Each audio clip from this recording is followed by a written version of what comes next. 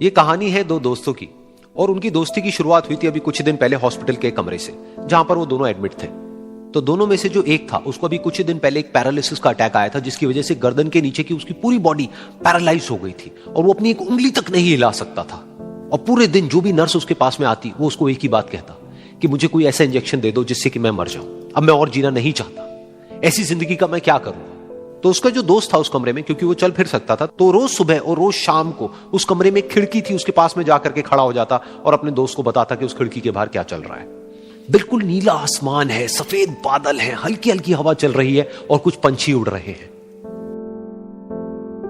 एक बहुत ही सुंदर बीच है जहां पर कुछ बच्चे मिट्टी के घरौंदे बना रहे हैं।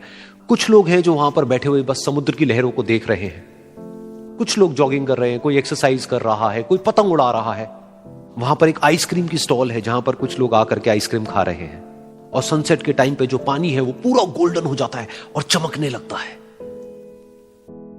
तो शुरू में तो जब उसने वो सब बताना शुरू किया तो उसके दोस्त के ऊपर ज्यादा असर नहीं हुआ, लेकिन धीरे धीरे उसके अंदर जीने की चाह जागने लगी। अब वो सुबह का इंतजार करने लगा कि जल्दी से सुबह हो और मेरा दोस्त मुझे बताए कि आज यहां पर क्या हो रहा है। कुछ दिन तक ऐसे ही चलता रहा। फिर एक दिन जब वो सुबह उठा तो उसने देखा कि सामने वाला बेड खाली है।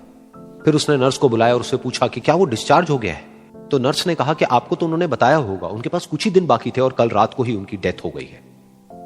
ये सुन करके उसके अंदर की उम्मीद पूरी तरह से टूट गई, क्योंकि सिर्फ उसका दोस्त ही था जिसने उसको बाहर की दुनिया से जोड़ा हुआ था, जिसकी वजह से वो जान पाता था कि बाहर क्या हो रहा है और ये दुनिया कितनी खूबसूरत है। तो कुछ दिन तक तो वो रोता रहा और उसने जीने की चाह छोड़ दी। लेकिन दूसरी ही तरफ से उसके अंदर कहीं ना कहीं एक नई चाह पैदा हुई कि काश मरने से पहले एक बार मैं खुद अपनी आंखों से देखूं इस खिड़की के बाहर कि दुनिया कैसी है। जैसे जैसे उसकी ये चाह बढ़ने लगी, उसको अपने अंदर एक अजीब सी एनर्जी महसूस होने लगी। और फिर एक दिन उसने अपनी पूरी ताकत लगा दी और किसी तरीके से वो बेड से नीचे गिरा और पकड़ पकड़ करके किसी तरह से उस खिड़की तक पहुंचा। फिर उस खिड़की को पकड़ करके वो खड़ा हुआ और खिड़की के बाहर देख लिया। लेकिन खिड़की के बाहर देखते ही वो गुस्से से भर गया। उसने जोर से नर्स को आवाज लगाई और जैसे ही नर्स आई उसने नर्स से पूछा, ये तुमने क्या किया, ये खिड़की के बाहर काली दीवार क्यों खड़ी कर दी। तो नर्स को समझ नहीं आया वो क्या बोल रहा है। वो बोली कि मुझे 5 साल हो गए हैं यहां पर, जब से मैं आई हूं तब से तो ये काली दीवार यहां पर है। तब जाकर के उसको समझ आया कि उसका वो दोस्त उससे झूठ बोल रहा था। और उसने नर्स से पूछा, अगर ये काली दीवार पिछले 5 साल से यहां पर है तो मेरे दोस्त ने मुझसे झूठ क्यों कहा।